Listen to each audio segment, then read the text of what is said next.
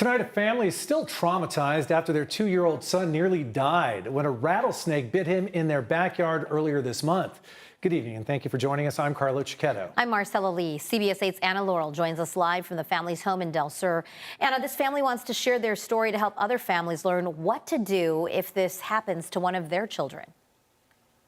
That's exactly right, you guys. I mean, here in San Diego, people see rattlesnakes every day. And this family did everything right when their little boy was bitten by a very poisonous rattlesnake right here behind me at their fire pit.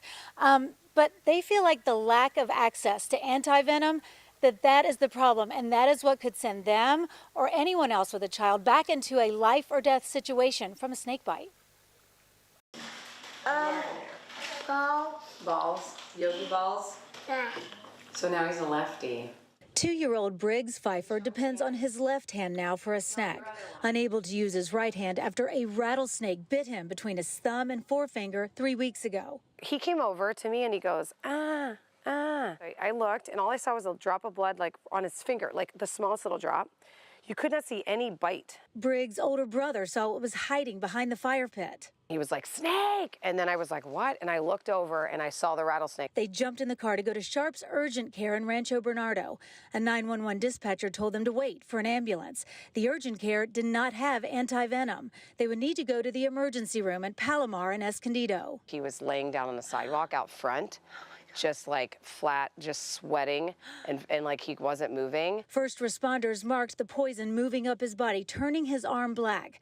By the time he got to Palomar's ER 25 minutes away, they could not start an IV. Snake poison constricts your veins. I thought he was gonna die, and we all thought he was gonna die, and even the doctor thought he was gonna die. When they started putting the pads on to shock him, and I saw his blood pressure going down, and I was like, they took the labs and we knew it wasn't good, and his whole arm was black.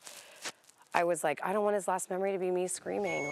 As a last resort, the Palomar ER team drilled into his leg and got him anti-venom that way. But then he had to go to Rady Children's Hospital. He stayed in ICU there for several days. Doctors still unsure he would make it. Platelets of 13, like you don't live. Nobody understands how he's alive. It took 30 vials of anti-venom to bring Briggs back, for blood to flow back into his arm and fingers. Because he's 2, he's so, I think, more likely to die, but because he's 2, he's probably more likely to heal, right? But you have to be able to survive to get there. I reached out to Sharp and Scripps and UC San Diego Health Systems. Sharp and Scripps say if bitten by a rattlesnake, call 911 first.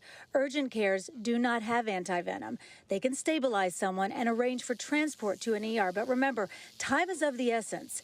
It's that lack of access to even urgent cares that worries Briggs' mother even today. Get kids stable and then be able to take them there.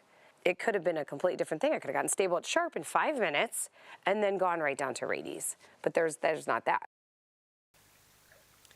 Yes, so Lindsay's whole point is that because you cannot get anti-venom at an urgent care, then that just elongates your time to find the ER that has it that's closest to you. Now, if you have a child, Rady Children's Hospital, yeah, that might be your best bet to get them there, but you still need to call 911 first because most likely you'll need an ambulance to rush you there.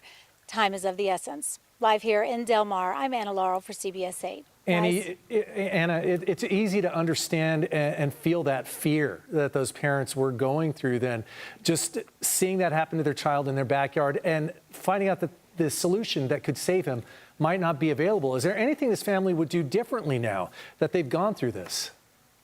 You know what, Carlo? No.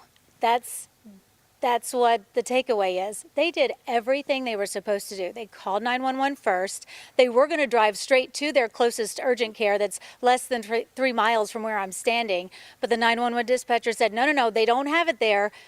Wait for the ambulance. We'll rush you up. And then it was just kind of a game to find out where they could go, what they could get to the fastest. So they would do everything just like they did. They just wish they didn't have to only be able to really get to Rady's, if that's what needed eventually was the best thing for them. Boy, just great to see Briggs doing well, and we're all wishing him the best. Anna Laurel reporting live. Thanks, Anna. Yeah.